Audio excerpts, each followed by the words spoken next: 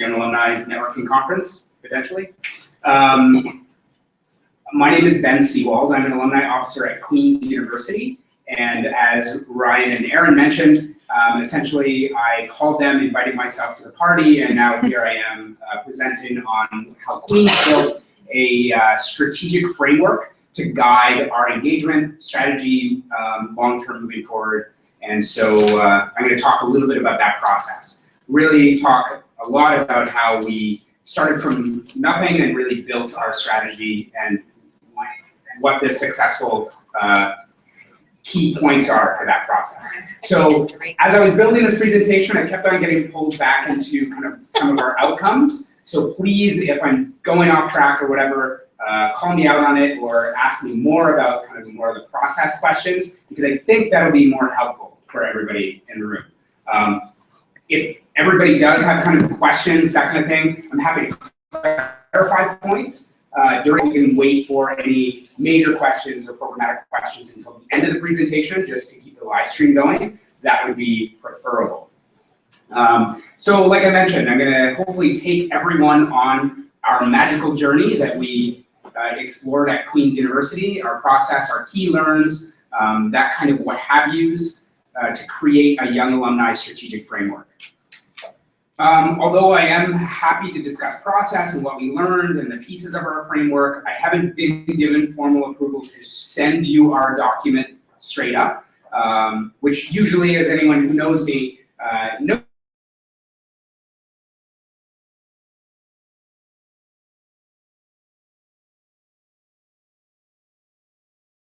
in development. And so through this process, I'm happy to send along tips, that kind of thing, but I can't send you the document right now. Maybe by the time I get back to campus, I will be able to do that, but not at the time. So hopefully at the end of this day, you will all be able to go back to your own campuses and build your own brilliant strategic framework and process that actually fits your institution better than anything that we did at Queen's. So this kind of work is best when it actually relates and speaks to your experience, your alumni, and your campus culture. Okay? Everybody good? Oh yeah. Yes. Awesome. Okay.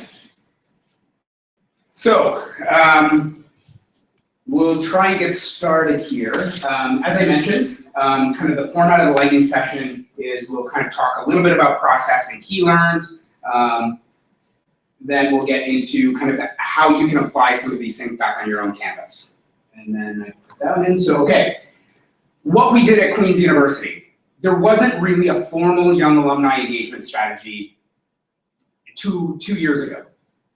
So we were kind of in the, it would probably be a good idea. I'm sure a lot of institutions are in a similar boat where we kind of relied on students to be really happy with their university experience, come back to university for homecoming, that kind of thing, have their friends and their social networks and their educational credentials kind of influencing how they perceived their university. So we kind of left it into their own devices, largely because we didn't really know what they could give back to the university at the time. So we kind of just went along with people kind of using their student experience and try to leverage that as best we can. So a couple of years ago, I kind of said, this is really what I want to work on, what do you think? And my leadership said, okay, great, come back with a plan. So I was like, okay, where do I start? Well, I began at the beginning. So actually I called Aaron and I called Ryan and I said, you are doing phenomenal work in young alumni engagement stuff. Can I be one of your friends? And I kind of invited myself along to the party, right? So learned a little bit about what was happening at McMaster, what Guelph's process was, and really kind of started to integrate my own framework and thinking into the young alumni sector. So kind of after working with this working group for a little while and being fortunate enough to attend the November session, which I see some familiar faces, terrific that you made it home in the craziest blizzard snowstorm that I've ever experienced. Really, I went back to my managers and said, this is something we need to focus on. I am willing to dedicate 25% of my time to this. and let's start building on this. So it was really institutional buy-in on the creating a young alumni strategic framework specific to our university and our alumni. So the purpose of this was both to understand this next big demographic and how to deliver impactful programming to these people, specifically speaking to their needs, okay? So the process was very much about kind of setting definitions, inviting all the key stakeholders at the university, anyone who is involved with young alumni programming, around the table so we could all talk about what is currently happening in their shops and what they would like to see happening in their shops. So it was a very big time commitment for everyone. We kind of had bi-weekly meetings at the beginning, and people who could come, that was great. People who couldn't, they didn't have to wait 3 months before the next meeting. So there was a lot of attention at the beginning on creating this strategic framework. So I really want to be clear that all of this process is about creating this guiding principles on how Queens was going to interact with our young alumni specifically. So we didn't get together and say like, yeah, I do this event and this is how you can do this event. It was much more bigger picture. What's the strategy? Why are we doing this? Those kind of questions. So as I mentioned, we set our definitions, we invited the key stakeholders, and we developed this path forward to foster a young alumni population that's informed, involved, and invested in the life and well-being of Queen's University. The strategy group kind of helped guide and direct which meetings would talk about what, and then the larger campus group sat down and developed the theme a little bit further. In addition to what was happening on campus and around those tables, we were also collecting industry best practice research and talking with our young alumni, having one-on-one meetings, I mean, just accessing any free resources that we could. So we really wanted to be as comprehensive and a complete a picture as we could possibly make it. Does anybody have any questions so far? Everybody's good? They've had coffee? Nobody's sleeping. Amazing. I don't hear snoring yet. Okay, so some of our process. Again, I really invited myself to the party. The best part for me about working in the industry that I do is the people that work in this industry. So everyone is so welcome and willing to help and answer questions and share their process and resources. So it's not like working in the for-profit industry where everybody's got their stuff so close to their chest and nobody wants to share their success because that might mean that it'll eat a little bit into their own metrics. In university relations, it's all for the betterment of everybody. So the more young alumni are feeling engaged with the process and feeling like they can be a part of their own university, the better the entire industry is going to do. So that's what I might recommend, is just invite yourself to whatever parties you can. Through Aaron, and Ryan, we really started to build a little bit of a strategy and a framework and develop that why are we interested in connecting with young alumni. So not the actual doing, but more of the theory. So from the conference in November, as I mentioned, Queen set up a pretty ambitious plan to develop a strategic framework to engage with our young alumni population. Now, just for everybody's edification here, young alumni we've defined at Queen's as 0 to 10 years out. So you can set whatever definitions you'd like, as long as you set them and stick to them and understand that this is the group that we're talking about when we say young alumni. We also had the conversation about, do we say young alumni, do we say recent graduates? It's all okay, it's all whatever your institution would prefer. But again, just be consistent and stick to something and really build that into your wording of your strategic plan. So in terms of key stakeholders, we really invited anyone who has anything to do with alumni engagement or developing these relationships specifically with the young alumni demographic. So this included faculties, departments, student governments, board members, board of governors,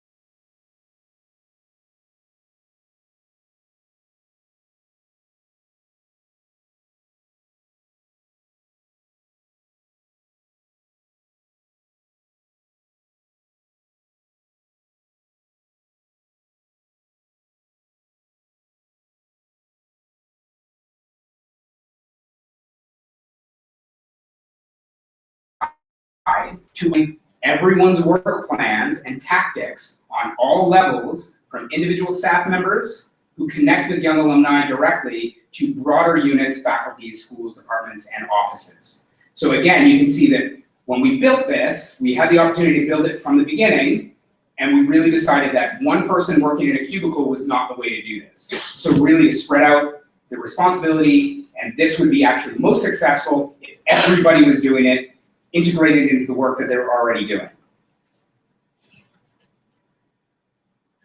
The biggest thing is this right here. The Gen X and millennials are set to inherit $40 trillion in the next 50 years.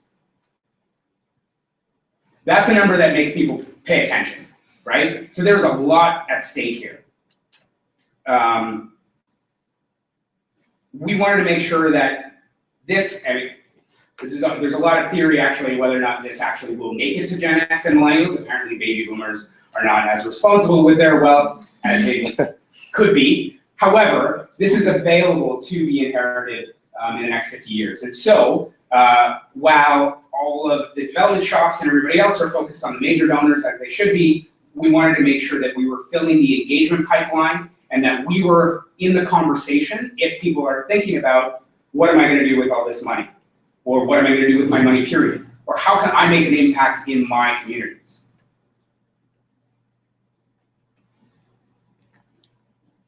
So again, I kind of talked about, to be cool, you have to surround yourself with cool people, which is what I did. Really knowing your capacity and your existing resources, so you don't bite off more than you can chew. I think it's very important. Setting the parameters and the desired outcomes. So again, if you're building a plan and goals and objectives, if you know kind of where you want to get to, that's very helpful in this process. And then yeah, just do it. So this is a photo of Bill Bowerman with his Oregon track star. The funny thing about Bill Bowerman, who basically founded Nike, for anybody who wasn't familiar with that, he actually didn't run. So he founded one of the most prolific running shoe companies, but he actually never ran. But he didn't have to run, right? He had to inspire some of the best athletes in America to run faster and stronger and more efficiently. That was his job. So again, I'll bring it back. It isn't our job to go out and inspire young alumni to give at extraordinary levels to your institution. It's our job to figure out how we can motivate and ignite their passion to do that. And also we can ignite that passion in our colleagues and in our volunteers that we work with. So really, that's our role.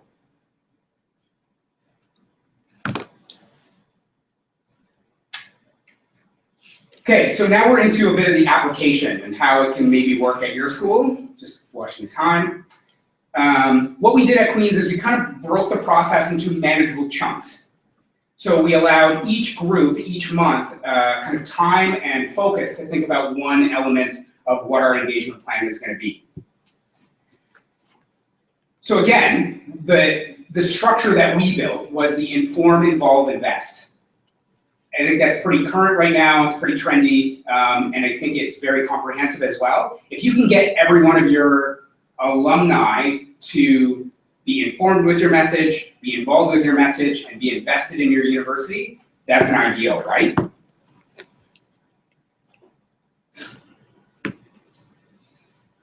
So another big benefit to these efforts is that working as a collaborative team, we could really kind of brainstorm and troubleshoot ways that we could solve questions or issues for our leadership.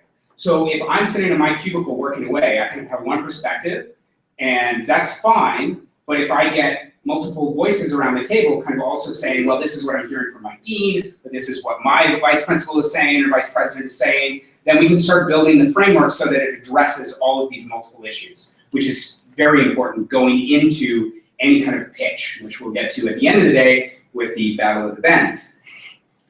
So really thinking about what is important at your school, what traditions are ingrained in all of the process, what your community looks like, where do they live, how can you as a university professional add value to their lives is really kind of what we came up with. So stop assuming that, although you are all professionals in this field, stop assuming that you know what's best for these people and really start asking what they actually want. And then you can get what they want, and it's like a job that pays me $250,000 and has 8 weeks vacation. You can say, okay, that's awesome, I want that too, but then you can fit that into the reality of what you know you can probably deliver. So if it's a webinar on better negotiation on salary, that kind of thing, you can probably address most of their issues with your existing resources right now. So as well, building the plan, we kind of started to see that we could offer services, products, and everything else to help them get what they need. So again, career guidance, outside the classroom skill development, social network expansion, really what makes sense to them. And the only way to find that out is to, again, immerse yourself in as much young alumni stuff as you can and really get to know the industry and your individuals from your institution. Very important to our process as well was that alumni relations and annual giving, which is where I work, wasn't seen as doing this new project. So my office, my desk, and everyone that's involved in this group is really seen now as a repository for the information and strategies of how we are all approaching our engagement work with this new demographic. So there's a lot of really interesting stuff that's in our engagement plan, gathering stakeholders from across campus, identifying key metrics, positioning young alumni as a key demographic across campuses for all faculties and stakeholders, and embed young alumni strategies in existing campus programs. These are some of the kind of language and wording that we use that really helped with institutional buy-in. Career services for young alumni, very huge. Stewardship, offering valuable experiences, etc.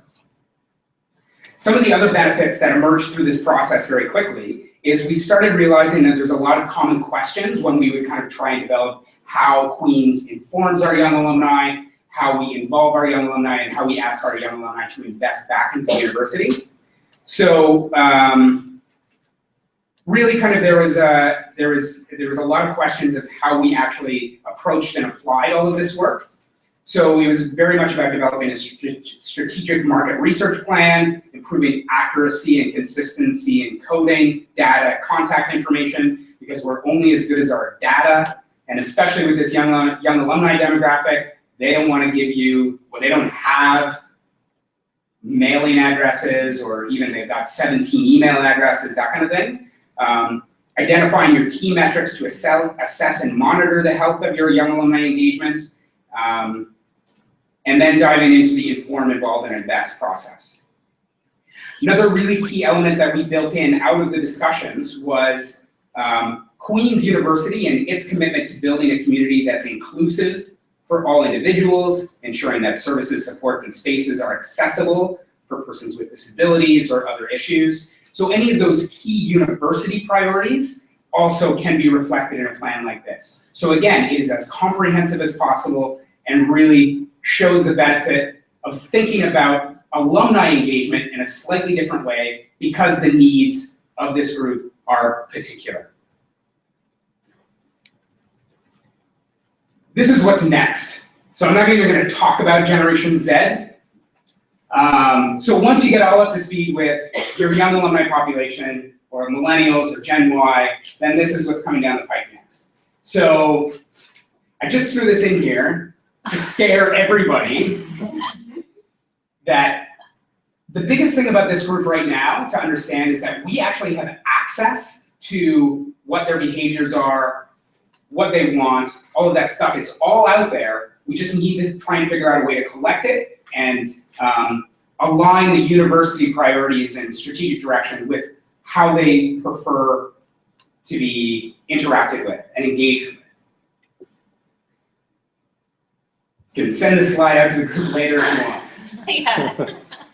So I know I'm kind of at 5 minutes for Q&A right now, and I'm happy to discuss any of that. I know it was a lot of very kind of strategic and planning information for first session in the morning.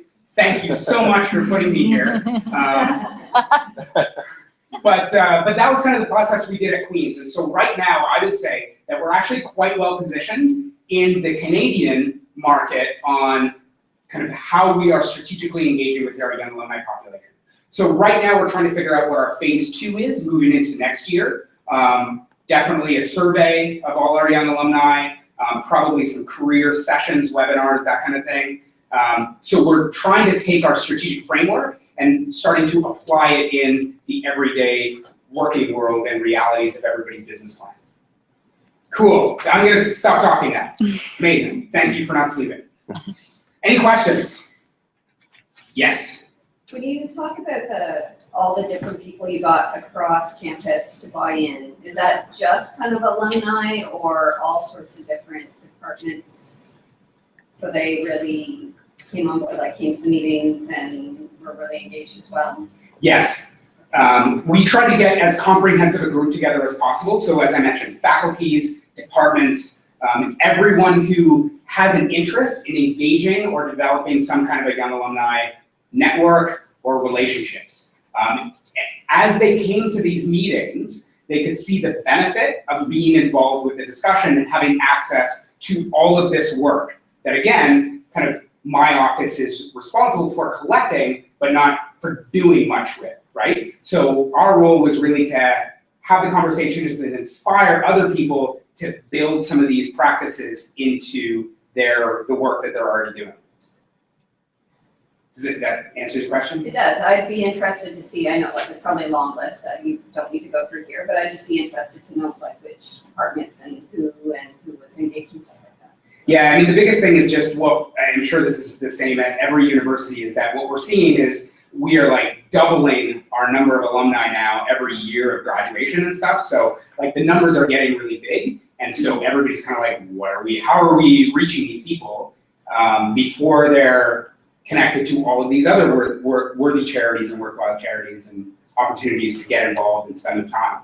So it's been kind of a question over the last 5 years, and so this is how we've kind of tried to address that campus-wide. Big thing is leadership buy-in. So I went to my boss, she went to her boss, who went to her boss, and then he was one who was able to say to all of the deans, this is something that you're gonna need to figure out. We've got a really great framework being developed. If you want to be a part of that conversation, you can. Good question. Yeah? So moving forward, now that you have this plan in place, how are you measuring engagement? Like, have you established different levels or? That's a really good question, and if anyone has figured out how to measure engagement, which is what the question was about, there's a number of different solutions, I think, that everybody's kind of trying. I haven't really seen the one that works completely. All we know is we kind of count if a person volunteers, or if they make a gift, or if they open an email or read a newsletter, that kind of thing, which kind of works. And what we know is, we can't correlate it directly, but we know that the more of those instances, the more engaged they are from the metrics, which means that they usually are also donors and higher level donors. So we haven't really figured that out yet. We're looking at probably the same metrics as everybody in the room is looking at, attendees at events, webinar attendees, gifts to the annual fund or gifts in general, all that kind of stuff. So yeah, we don't know yet. Yeah. I have a two-part question. Amazing. So in your portfolio, does it consist and include full gamut of alum as far as young right through to senior alums? Or do you focus on young alum? So the office that I work in is the Alumni and Student Engagement Unit. Okay. I specifically work with students and young alumni, but I also sit right beside my colleagues who are working on our geographical branch programs. I work next to, it's a small office with a lot of people.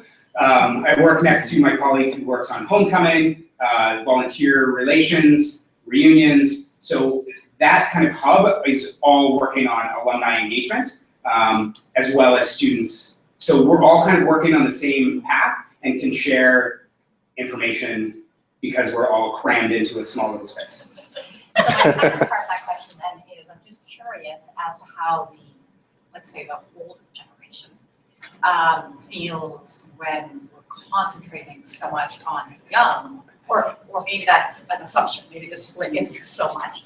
But as you mentioned, if the number of alums or students that are graduating each year keep continuing to grow, then that portion of your alumni population eventually is going to sway in that direction. So I'm just curious what the sort of older portion of the alumni population thinks of that, or how you try and encompass that. For sure. The challenge. Yeah, absolutely. And we're not forgetting, or we're not completely cutting Right. our older alumni. And a lot of the alumni at Queens, I don't know if this is the same at your own institutions, people who have graduated 40 years ago come back and they say, oh, I'm young at heart, do I qualify? It's like, well, that's great, and I'm happy for you, but the programming that we're looking at right now is probably gonna not really be all that fun for you. So you're welcome to come, but just know that this event or webinar or programming is specifically built for people of the last 10 years after graduation. So the benefit, I think, to get to your question specifically, is the more work we do now, the more we'll understand this group as it gets older and everything else. So cultural touch points are always going to be a big deal. So I don't know, people who graduate in the 50s, they listen to a certain kind of music, whatever. That's the same for this group right now. So the more we can understand them, this group right now, the better we'll be able to address their needs longer term. Hopefully. I don't know, we'll see, time will tell, but that's what I'm anticipating. Does that answer your question? Yeah, and I guess the flip side of that is not to forget and or put too much concentration on the younger and not have the programming for those 40, 50, or 60-year-olds.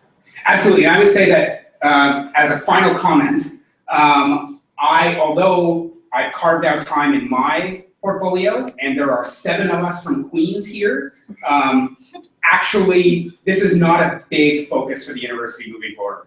So we have really kind of helped push the envelope and put it on radar for everybody. But at Queens University, that is celebrating its 175th anniversary this coming year, they are still very much focused on their established alumni population. So, yeah. Hopefully some of this work will pay off long term, and my colleagues will all be seen as the champions moving forward, and will have long, successful careers because of the work that we're doing right now. But that's absolutely not the major focus right now. Perfect. Quick question? Just a statement. I think the other thing that we're looking at is how do we engage these more senior alumni with the alumni. We've got some mentorship programs and things like that, volunteer opportunities to bring them together as alumni, keep us out of it, and just have ways of them connected. So then the senior alumni feel more engaged than they may have in the past because they're working with the alumni. And everybody who works with students know how phenomenal it is for the student to meet the alumni, and alumni love coming back to campus and meeting the student. It's a very similar thing with kind of the older established alumni and the young alumni, career paths that they can build, some of that stuff. It's a phenomenal experience to connect those groups together. So absolutely, it's really gold, and I'm happy to see so many people in the room today taking advantage of this kind of a learning opportunity. And with that, I will end the first session officially, welcome you to your first networking break. I will be up at the front here to answer any specific